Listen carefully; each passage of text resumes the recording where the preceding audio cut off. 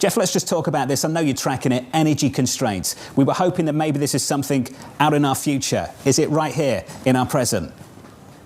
Oh, it's right here in our present. It's discussion around data centers. You take gas, the constraint on there is gas turbines. It's grid. Grid is copper.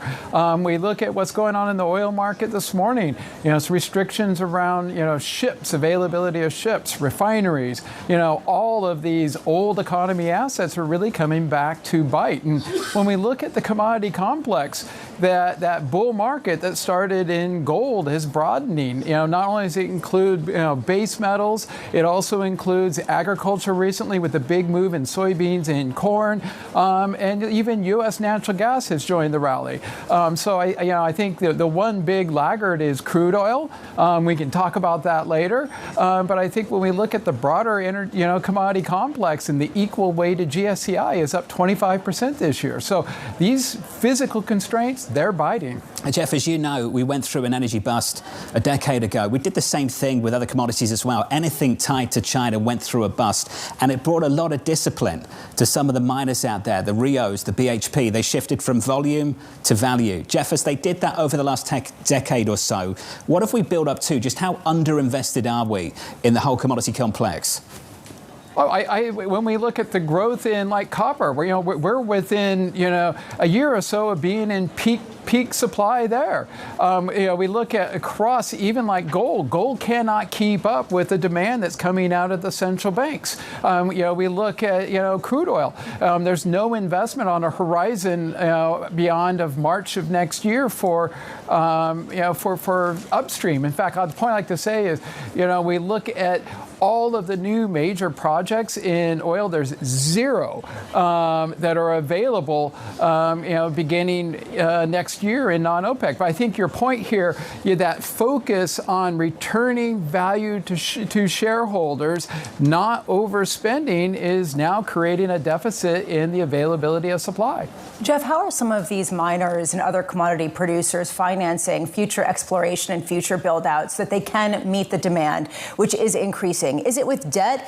Is there sort of a misdirection of people investing in data centers rather than new, say, copper mines? Absolutely. When we look at the upstream investment, that old point, cash is king. You typically need cash flow to be able to make these investments, particularly in the high volatile markets of commodities. And as a result, prices are not high enough yet to be able to stimulate that investment. We're now seeing copper getting up that level around $11,000 a ton, where it does start to make sense, and you'll see more projects. But then with copper, the problem is you don't have the pipeline of projects to actually do, even if we go to $12,000 a ton. But I think all of these markets, face the same constraints. And your point about where do you want to be in that supply chain? Well, I'm going to go back to where is the real bottleneck in this whole, AI process.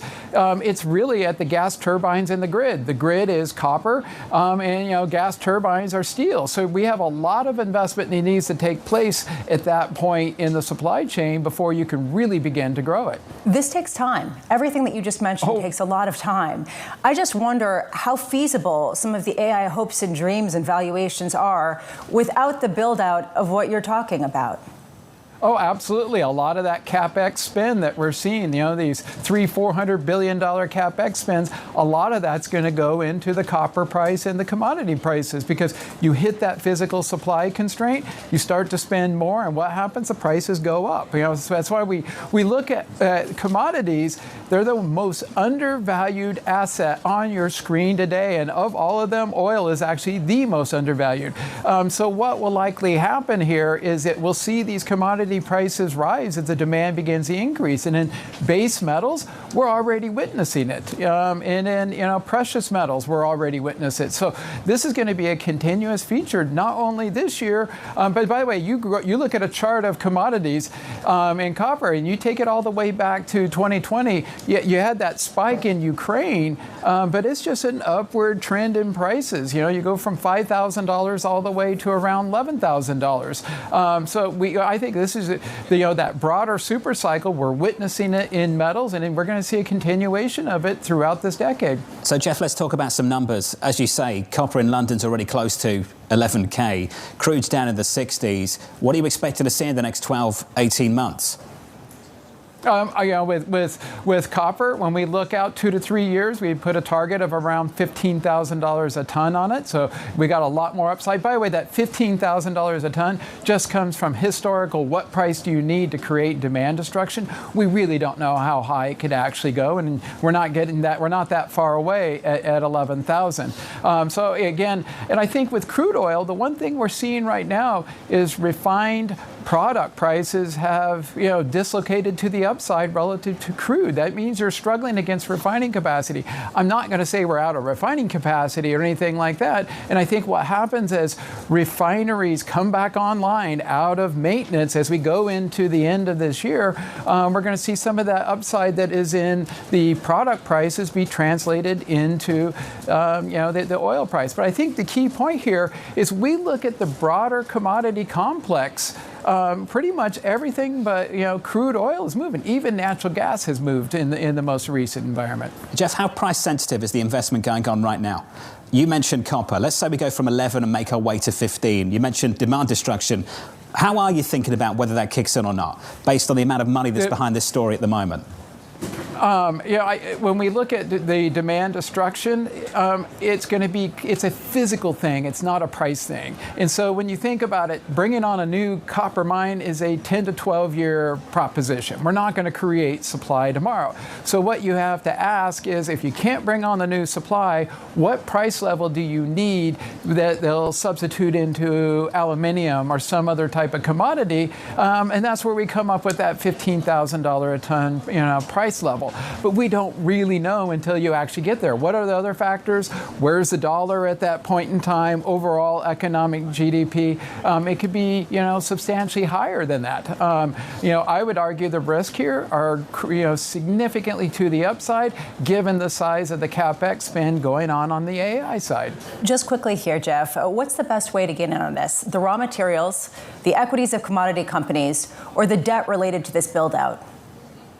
Oh, the debt I would put off to the side. Where I would be focusing on is the raw materials. When we think about the absolute lever to the upside, if you own the commodities, but they're much more volatile. The way I like to think about it is the commodities themselves. You're playing that very front end spot price. With the company and the equities that produce these things, you're playing that longer term price. The way I like to think about it is those companies price inflation expectations. While when we think about the commodities themselves, they're pricing that spot, the unanticipated move in the commodity prices. So what it would argue, own a little bit of both. Own some of the commodity equities. They give you that long-term price, while owning the commodity will give you that, that near-term unexpected upward surprise in prices.